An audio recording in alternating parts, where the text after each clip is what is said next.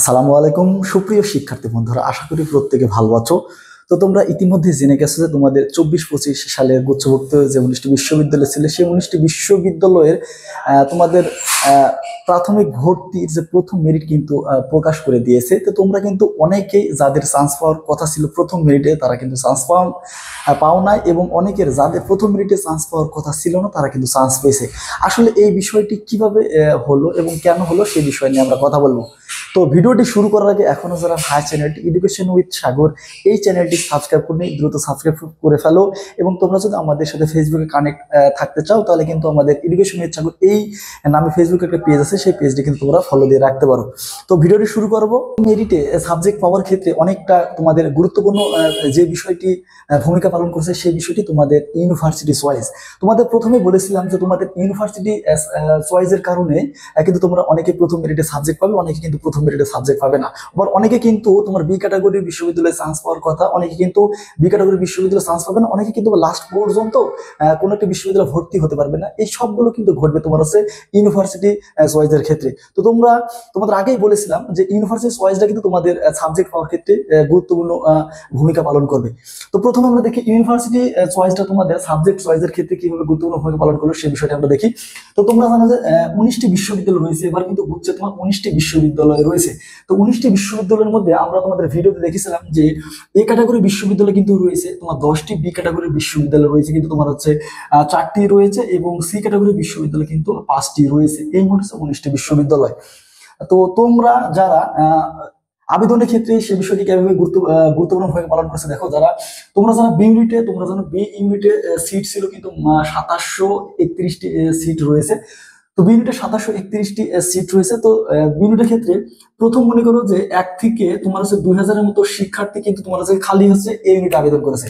তাহলে 1 থেকে 2000-এর মধ্যে শিক্ষার্থী শুধুমাত্র তোমার হচ্ছে এ ইউনিটে আবেদন করেছে। কিন্তু তোমরা যদি লক্ষ্য করো এ ইউনিটে 10টি বিশ্ববিদ্যালয় রয়েছে, এবং 10টি বিশ্ববিদ্যালয় কিন্তু তোমার যদি দেখো এখানে কিন্তু তোমার হচ্ছে 1200 থেকে 1300, তোমার 1200 থেকে 1300 তোমার হচ্ছে সিট রয়েছে, 1200 থেকে 1300 সিট রয়েছে এ ক্যাটাগরি যে বিশ্ববিদ্যালয় সেইগুলো। তো কিন্তু বি ইউনিটের ক্ষেত্রে দেখো মাত্র 1 থেকে তোমার হচ্ছে 2000 পর্যন্ত শিক্ষার্থী তোমার হচ্ছে এ ইউনিটে তোমার এ ক্যাটাগরি বিশ্ববিদ্যালয়ে আবেদন করেছে। তো বাকি যে 800 জন শিক্ষার্থী, এই 800 জন শিক্ষার্থী কিন্তু তোমার হচ্ছে চান্স পায় নাই। তাহলে 800 জন শিক্ষার্থী তোমার হচ্ছে চান্স পাওয়ার সত্ত্বেও চান্স পায় নাই।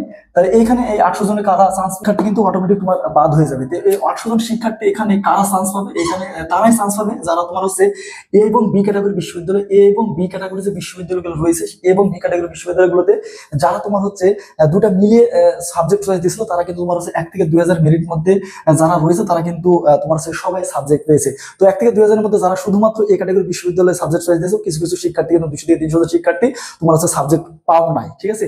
এর পরবর্তীতে যারা হচ্ছে তোমার এ এবং বি ক্যাটাগরি যে বিশ্ববিদ্যালয়গুলো চয়েস দিয়েছিল, তারা কিন্তু তোমার হচ্ছে এ এবং বি ক্যাটাগরি বিশ্ববিদ্যালয় গুলোতে, এ এবং বি ক্যাটাগরি বিশ্ববিদ্যালয়গুলো মিলিয়ে যারা চয়েস ছিল, তারা কিন্তু তোমার হচ্ছে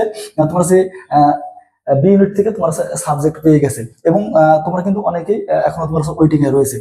এরপরে তোমরা যারা তোমার হচ্ছে 2000 থেকে তোমাদের যাদের 3000-এর মধ্যে মেরিট রয়েছে, 2000 থেকে 3000-এর মধ্যে যাদের মেরিট রয়েছে, এবং তোমরা যারা হচ্ছে বি এবং সি ক্যাটাগরি বিশ্ববিদ্যালয়গুলো মিলে, বি এবং সি ক্যাটাগরির যে বিশ্ববিদ্যালয়গুলো মিলে, যে বিশ্ববিদ্যালয়গুলো মিলে চয়েস দিয়েছিল, তারা কিন্তু প্রত্যেকে সাবজেক্ট পেয়েছে। তাহলে 2000 থেকে 3000-এর মধ্যে যাদের মেরিট ছিল, এবং তারা যারা বি এবং সি ক্যাটাগরি বিশ্ববিদ্যালয়গুলো মিলিয়ে যারা সাবজেক্ট চাইছে, তারা কিন্তু তোমার প্রত্যেকে সাবজেক্ট পেয়েছে। যারা শুধুমাত্র 2 থেকে 3000 মেরিটের মধ্যে যাদের মেরিট ছিল, যারা শুধুমাত্র তোমার হচ্ছে বি ক্যাটাগরি বিশ্ববিদ্যালয় চয়েস দিয়েছে, তারা কিন্তু অনেকেই সাবজেক্ট পায় নাই। তো অনেকাংশে তোমার হচ্ছে বিশ্ববিদ্যালয়ের প্রথম মেরিটে সাবজেক্ট পাওয়া অনেকে কিন্তু তোমার সাবজেক্ট চয়েসের পরে তোমার হচ্ছে নির্ভর করেছে। ঠিক আছে। তো হতাশ হওয়ার কোনো কারণ নেই। পরবর্তী তোমরা যারা ওয়েটিং আসো, তারা তোমার হচ্ছে সাবজেক্ট পেয়ে যাবে আস্তে আস্তে। এখনো কিন্তু 3 থেকে 4টি বা 5টি মেরিট দেবে। তো তোমরা যারা তোমার যাদের মেরিট লিস্ট তোমার হচ্ছে 5000 পর্যন্ত রয়েছে, যাদের মেরিট লিস্ট তোমার হচ্ছে 5000 পর্যন্ত রয়েছে, 5000 পর্যন্ত রয়েছে বি ইউনিটে, যাদের মেরিট লিস্ট 5500 পর্যন্ত রয়েছে, 5500 পর্যন্ত রয়েছে, এবং তোমরা যারা 4000 থেকে যারা 5500-র মধ্যে 5500 মেরিটের মধ্যে যারা আছে সি ইউনিটে আবেদন করেছে, তারা ধরে রাখতে পারো শুধু সি ক্যাটাগরি যে বিশ্ববিদ্যালয়গুলো রয়েছে 4000 থেকে 5500-এর মধ্যে যারা আবেদন করেছো, যে সি ইউনিটে যে বিশ্ববিদ্যালয়গুলো রয়েছে ভাইয়া, সেই বিশ্ববিদ্যালয়গুলোতে কিন্তু গণবিজ্ঞপ্তি হলে তুমি একটি সিট পাবে, আশা রাখতে পারো। এবং তোমরা যারা 3000 থেকে 4000-এর মধ্যে রয়েছো, 3000 থেকে তোমরা যারা 3000 থেকে 4500-এর মধ্যে রয়েছো, 3000 থেকে 3500 থেকে তোমার আছে 4500-র মধ্যে রয়েছে। এবং যারা আছে বি এবং সি ক্যাটাগরি বিশ্ববিদ্যালয় এগুলোতে আবেদন করেছে তারা কিন্তু তারাও আশা রাখতে পারো যে লাস্ট পর্যন্ত তারা এটি সাবজেক্ট হবে। তো সিনিয়রের ক্ষেত্রে আমি বলে যাই যে হতাশ হওয়ার কোনো কারণে তোমরা যাদের 1 থেকে 3000-এর মধ্যে মেরিট ছিল এবং তোমরা যারা বুঝে শুনে সাবজেক্ট চয়েস দিয়েছিলে তারা প্রায় প্রত্যেকে কিন্তু সাবজেক্ট পেয়েছো, কিছু শিক্ষার্থী বাদে। যারা পাও নাই তারা দ্রুত পেয়ে যাবা। এবং তোমরা সিনিয়রের ক্ষেত্রে যাদের মেরিট লিস্ট তোমার রয়েছে 5,500 পর্যন্ত রয়েছে, 5,000 বা 5,500 পর্যন্ত রয়েছে, তারা কিন্তু তোমার একটা তোমরা আশা রাখতে পারো তোমাদের কিন্তু লাস্ট পর্যন্ত গণবিজ্ঞপ্তি হলেও সাবজেক্ট পেয়ে যাবা। অনেক শিক্ষার্থী আসলে বলছে গণবিজ্ঞপ্তিটা কি। গণবিজ্ঞপ্তি হলো অনেক মেরিট, তোমার ইউজিসি মেরিট প্রকাশ করে। ইউজিসি মেরিট প্রকাশ করার পর তোমার হচ্ছে আর যখন মেরিট প্রকাশ করে না তখন যে বিশ্ববিদ্যালয়গুলোতে ফাঁকা আসন থাকে সেই ফাঁকা আসনের পরিপ্রেক্ষিতে তারা হচ্ছে তোমার মেরিট দেখে বা সিরিয়াল দেখে, তোমার হচ্ছে গুচ্ছের যে সিরিয়াল দেখে তোমার কল করে। সেই কলের পরে তোমাদের হচ্ছে বিশ্ববিদ্যালয়ে যেতে হয় এবং ইন্টারভিউ দিতে হয়। ইন্টারভিউ দেওয়ার পরে কিন্তু তোমাদের যতটি শিক্ষার্থী বা যতটি ফাঁকা আসন থাকে ততটি শিক্ষার্থী কিন্তু তোমার হচ্ছে নেয়। এটা হচ্ছে তোমার হচ্ছে গণবিজ্ঞপ্তি। তো গণবিজ্ঞপ্তি লাস্ট পর্যন্ত একসাথে কিন্তু 19টি বিশ্ববিদ্যালয় গণবিজ্ঞপ্তি দিতে পারে, অথবা যে কোনো বিশ্ববিদ্যালয় একটা বিশ্ববিদ্যালয় এক দিনে বা অনেকগুলো একসাথে 2-3টে বিশ্ববিদ্যালয় কিন্তু তোমার হচ্ছে গণবিজ্ঞপ্তি দিতে পারে।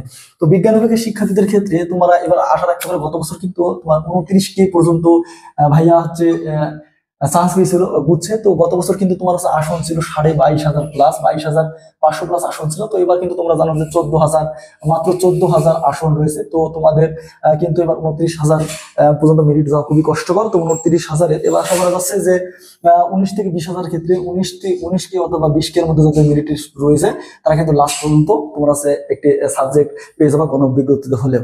তো তোমরা যারা বায়োলজি প্লাস ম্যাথ দাগিয়েছিল তারা 1 থেকে 15,000-এর মধ্যে যারা রয়েছে তারা কিন্তু প্রত্যেকে সাবজেক্ট পেয়ে যাবে। এবং তোমার হচ্ছে বায়োলজি প্লাস বাংলা বা বায়োলজি প্লাস ইংলিশে যাদের ছিল যাদের হচ্ছে পরবর্তী 10 থেকে 20,000 এর মধ্যে মেরিট লিস্ট রয়েছে তারা আশা রাখতে পারো যে গণবিজ্ঞপ্তি হলেও কিন্তু তোমরা একটি সাবজেক্ট পাবা।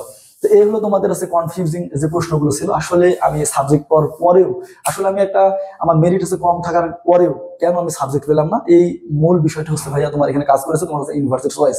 সঠিক ইউনিভার্সিটি চয়েস দিতে না পারার কারণে কিন্তু প্রথম মেরিটে সাবজেক্ট পাও নাই। আশা রাখো প্রথম মেরিটে সাবজেক্ট না পেলেও এর পরবর্তী যে মেরিটগুলো দিবে সেই পরবর্তী মেরিটগুলো তুমি অবশ্যই সাবজেক্ট পেয়ে যাবে। এবং সাবজেক্ট পাওয়ার পরে কিন্তু তুমি হচ্ছে যে ইউনিভার্সিটি মাইগ্রেশন এবং সাবজেক্ট মাইগ্রেশন এই দুটা কিন্তু বিষয়টা তুমি খেয়াল রাখবে। ইউনিভার্সিটি মাইগ্রেশন এবং সাবজেক্ট মাইগ্রেশন তোমার সঠিকভাবে না দেওয়ার কারণে কিন্তু তুমি তোমার কাঙ্ক্ষিত যে সাবজেক্ট অথবা কাঙ্ক্ষিত যে বিশ্ববিদ্যালয় সেই বিশ্ববিদ্যালয়ে পড়া থেকে তুমি হচ্ছে বঞ্চিত হবে। তো ঠিক আছে, তো নতুন যদি কোনো তোমাদের মনে প্রশ্ন থাকে তাহলে ভাইয়াকে হোয়াটসঅ্যাপ নম্বরে SMS করতে পারো। এবং ভিডিওটি এখানে শেষ করতেছি। তো ভিডিওটি শেষ করার আগে এখনো যারা ভাই চ্যানেলটি এডুকেশন উইথ সাগর এই চ্যানেলটি সাবস্ক্রাইব করো নেই, দ্রুত সাবস্ক্রাইব করে ফেলো। এবং তুমি আমাদের এডুকেশন উইথ সাগর এই নামে ফেসবুক একটি পেজ আছে, সেই পেজের সাথে যুক্ত থাকতে পারো। তো ধন্যবাদ সবাইকে, আসসালামু আলাইকুম।